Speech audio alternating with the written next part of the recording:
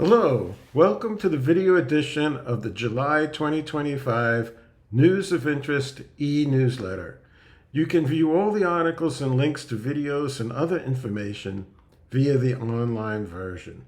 Use the link below the title of this slide. This presentation includes additional information about the topics included in the newsletter. It also includes my personal comments, so I must mention that the views and opinions expressed here are solely those of John Mack and do not represent the opinions of any other person or entity. If you are not already a subscriber, I urge you to subscribe so you can receive the newsletter each month via email. You can easily opt out at any time with just one click. The Newtown Board of Supervisors, affectionately known as the BOSS, B-O-S, tabled the decision to appoint a sewer authority board member at the June 11, 2025 public meeting. Afterwards, Supervisor Ellen Snyder said she would resign her seat on the sewer authority board.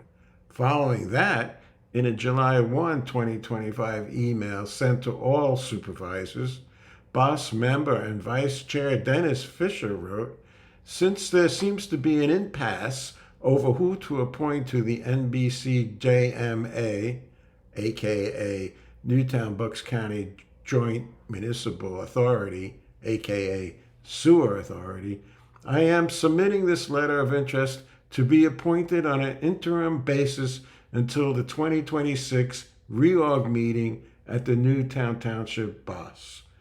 This issue is on the agenda of the July 9, 2025 BOSS meeting. By the way, I am the only supervisor who actually interviewed candidates to hear their opinions regarding upholding the BOSS decision to oppose the creation of a sewer treatment plant on Lower Silver Lake Road as proposed by the Sewer Authority.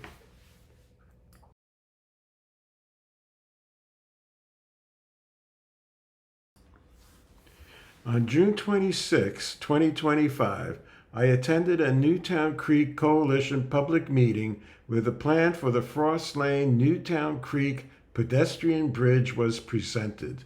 This bridge connects North State Street at Frost Lane in the borough with North Sycamore Street in the township. I created a video version of the presentation, the link to which is shown on this slide. One commenter on Facebook said, "Waste of money. All of the paths at Veterans Park needs to be repaved. When is that getting done and with what money? New projects equal new maintenance costs, and we can't even keep up with current maintenance." It's difficult to argue when free money, i.e. a grant, is available. But I believe the township has already paid real money to its engineering firm to work on this project. This work includes preliminary project meetings, reviewing easement documents and legal descriptions, etc. Can the township recoup these payments from the grant money? Does the grant cover further payments to our engineering firm?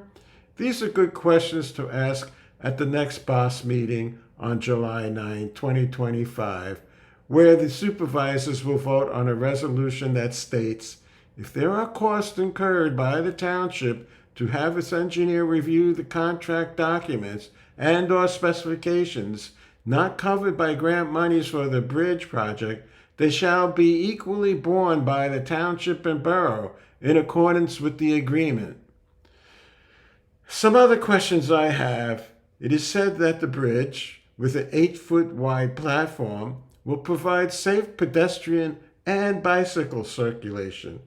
My question is 8 feet wide enough to safely accommodate both pedestrians and bicyclists?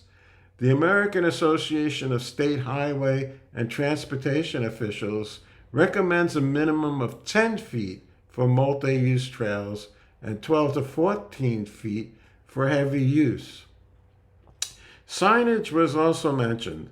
I was interested in this because of the possibility of using the railing to hold mural panels as was suggested for the pedestrian bridge that connects George School and Newtown Borough above the Newtown bypass. The creek bridge can include platforms off the side, I'm not sure what these are called, that may be used for benches and/or mural panels.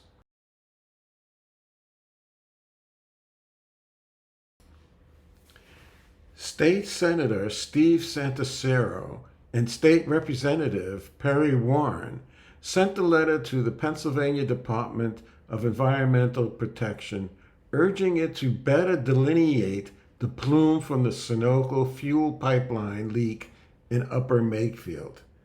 It is unacceptable that Sunoco/Energy Transfer has not delineated the pipeline, said our state politicians. Without this delineation, they said, there is no way to assess the impact of this release on groundwater and the number of residents impacted. My question is, what about Newtown residents?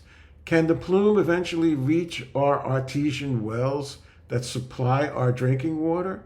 Keep in mind that the new filtration unit being installed by the Newtown Artesian Water Company is designed to remove PFAs, forever chemicals, not the fuel leak contaminants. The letter also said, each day that passes, carcinogens from the jet fuel release continue to migrate further from the discharge location, dissolving into groundwater. And it also said, robust product recovery and remediation is necessary to increase product recovery by actively drawing product towards the recovery wells instead of allowing the product to continue to migrate throughout the area.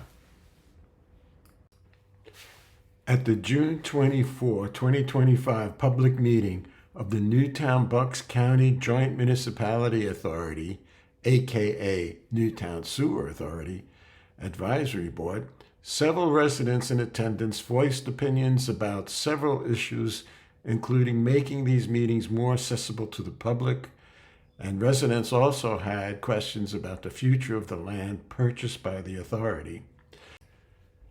At the end of the meeting, the board discussed a new policy for public comments at meetings. We heard you, said the board chairperson. Now we need to codify how the public can make comments at our meetings. When the chair said codify, I heard limit, as in we need to limit how and when the public can make comments. Although a final vote was not taken on the resolution, the consensus was that there would be only one opportunity for the public to make comments, and that would be towards the end of the meeting. Summaries of 2 meetings are included in the July 2025 newsletter. These are the June 23rd, 2025 Meet Mac Monday Zoom meeting and the June 11, 2025 public Newtown Board of Supervisors meeting. You can view the videos of these meetings and these summaries using the links shown on the slide, so I won't get into too much detail about the summaries here. Topics discussed at the Meet Mac Monday meeting included the latest information regarding the appointment of a Newtown Township representative to the Sewer Authority Board, billboards in Newtown, pedestrian safety, crosswalks, etc., roads that are to be repaved this year, what's up with the Newtown Township Borough Fire Services Agreement, plans for a new firehouse, rumors about who owns the Steepleview property in the borough and the potential impact it may have on the land purchased by the Sewer Authority, and the Holy Family Student Housing Project. Thanks for listening. Be sure to visit my website and subscribe to the email edition of the News of Interest newsletter.